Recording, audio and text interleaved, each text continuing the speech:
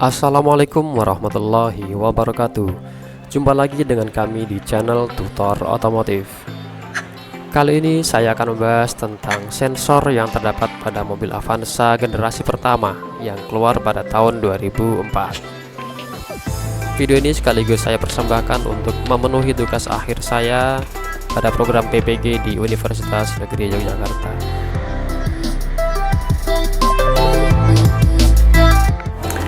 Baik, pada kesempatan kali ini kami akan membahas tentang bagaimana cara kerja dari mesin injeksi bensin atau kita sebut dengan EV atau Electronic Fuel Injection. Untuk mempermudah pemahaman kita tentang materi dari Electronic Fuel Injection ini akan kita bagi menjadi 3 bagian utama yaitu yang pertama adalah sistem induksi udara. Nanti akan menjelaskan bagaimana udara dari filter udara ini bisa sampai masuk ke dalam ruang bakar. Nah, ini nanti akan disensor oleh apa saja, akan kita bahas di sistem injeksi udara.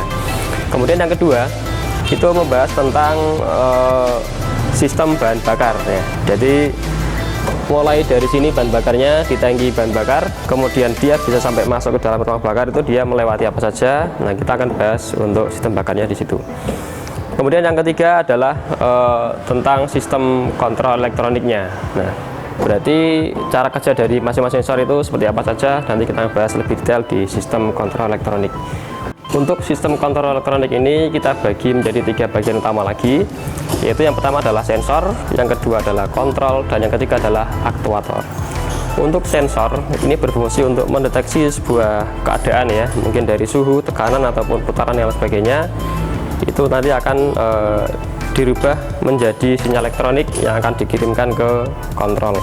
Nah, kontrol ini berfungsi untuk mengolah data ya, mengolah data atau masukkan inputan dari sensor, kemudian dia diolah oleh ECU atau ECM, kemudian setelah itu dia akan menyalurkan atau memerintahkan aktuator untuk melakukan kerja. Kemudian yang ketiga adalah aktuator sendiri. Aktuator ini berfungsi untuk melaksanakan perintah dari ECU atau ECM atau kontrol tadi. Nah, untuk memperjelas dari ketiga fungsi tersebut, kita bahas satu persatu, yaitu mulai dari sensor ya.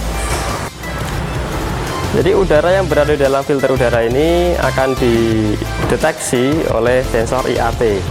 Nah, sensor IAT ini nanti akan menghitung berapa jumlah udara yang masuk ke dalam intake manifold berdasarkan suhu udara tersebut. Nah, dari hitungan tersebut akan dikirimkan ke ECU ya, dan ECU ini nanti akan mengolah data dari IAT seberapa jumlah udara yang masuk. Semisal dia ada, idealnya adalah 14,7/1 ya. Misal ada sejumlah 14 udara yang masuk, maka dibutuhkan 1 bahan bakar. Jadi, sehingga dari ECU ini akan memerintahkan injektor untuk menyemprotkan bahan bakar sejumlah 1 bagian, sehingga terciptalah perbandingan udara dan bahan bakar yang sangat ideal. Kemudian setelah dari IAT ini, kemudian dia akan dimasukkan lagi udaranya menuju ke throttle body ya. Nah, setelah di throttle body ini udara akan disensor lagi oleh sensor TPS ya. Di TPS ini adalah throttle posisi sensor atau throttle position sensor, yang mana fungsi dari TPS ini adalah untuk mendeteksi jumlah udara yang masuk juga berdasarkan bukaan skep ya.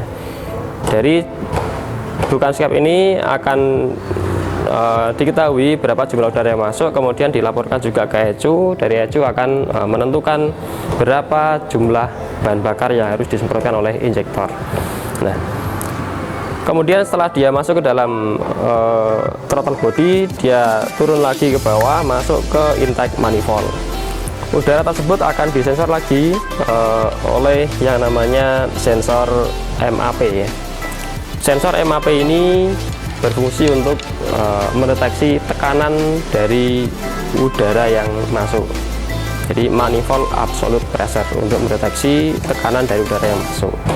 Dari tekanan tersebut akan diketahui berapa jumlah udara yang masuk, kemudian dia dikelola oleh ECU, dan ECU akan menentukan berapa jumlah bahan bakar yang harus disemprotkan oleh injektor.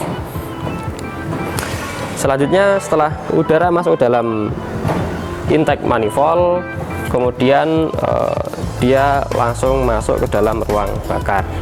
Nah, di dalam ruang bakar ini juga nanti akan ada yang namanya sensor di dalam mesin ya. Di blok mesin itu ada yang namanya sensor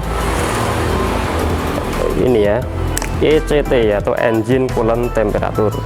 Nah, sensor ECT ini berfungsi untuk mendeteksi suhu air pendingin mesin. Nah, dengan diketahui suhu air pendingin mesin, maka diketahui pula suhu dari mesin tersebut. Semisal mesin tersebut dalam kondisi dingin ya, maka perlu ditambahkan sejumlah bahan bakar, atau kalau dalam karburator disebut dengan sistem cuk ya. Nah, kalau di sini menggunakan sensor ECT ini tidak lagi pakai cuk secara konvensional, tapi secara otomatis dari suhu tersebut dibaca oleh ECT, kemudian dilaporkan ke ECU, dan ECU akan menentukan bahwa mesin tersebut perlu ditambah jumlah bahan bakarnya saat posisi dingin. Baik, selanjutnya untuk yang keempat adalah knock sensor ya. Yang kelima, yang kelima adalah knock sensor. Dia berada di blok mesin ya, yang mana fungsi dari knock sensor ini adalah untuk mendeteksi ketukan mesin ya, saat terjadi knocking. Jadi saat terjadi knocking atau pengapian yang terlalu maju, maka terjadi ketukan di sebuah mesin atau getaran. Nah, getaran tersebut dideteksi oleh knock sensor, kemudian dia akan menimbulkan sinyal elektronik atau tegangan, kemudian diteruskan ke ECU. Dari sinyal tersebut maka akan diproses oleh ECU, dan ECU akan mengundurkan waktu pengapian dari sebuah mesin saat terjadi knocking tadi. Baik, selanjutnya adalah yang ke-6 ya. Ke-6 adalah sensor CPS atau crankshaft position sensor, atau CKP juga disebut. Nah, CKP ini atau crankshaft position sensor ini berfungsi untuk mendeteksi sudut ya, putaran dari crankshaft. Dari putaran tersebut akan diketahui kapan waktu dari penginjeksian dan juga kapan waktu untuk pengapian. Selanjutnya adalah sensor yang ke-7, yaitu adalah camshaft position sensor.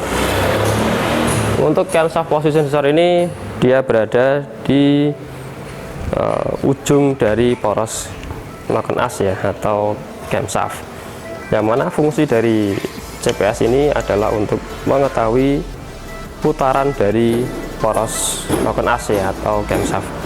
Kemudian dari putaran camshaft tadi bisa diketahui kapan waktunya untuk pengapian dan kapan waktunya untuk penginjeksian.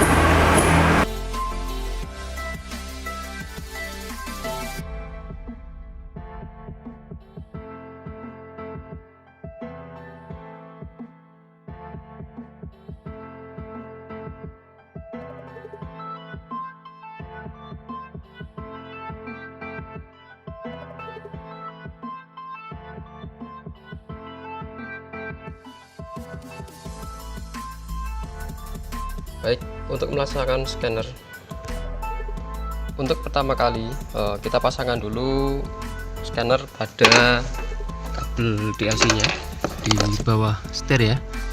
Ini coba kita pasangkan dulu seperti ini sampai ada bunyi titik gitu ya, artinya ini sudah mulai connect. Selanjutnya kita buka scanner kita. Ini sudah kita install program untuk scan. Kemudian kita pilih jenis mobil, yaitu Suzuki ya, ini karena mobilnya Suzuki R3. Ini kita pilih versinya, ini sudah langsung otomatis connect. Kemudian kita pilih manual select ya. Kita kita pilih Japanese market, kemudian kita ambil di bagian engine CM nya. Tadi sudah kita trouble untuk di bagian ISC ya, maaf IAT misalnya. Di sini nih IAT sudah kita lepas, sehingga nanti apakah dari sensor IAT ini akan terbaca kerusakannya pada scan. Ini masih loading ya. Kemudian kita klik OK.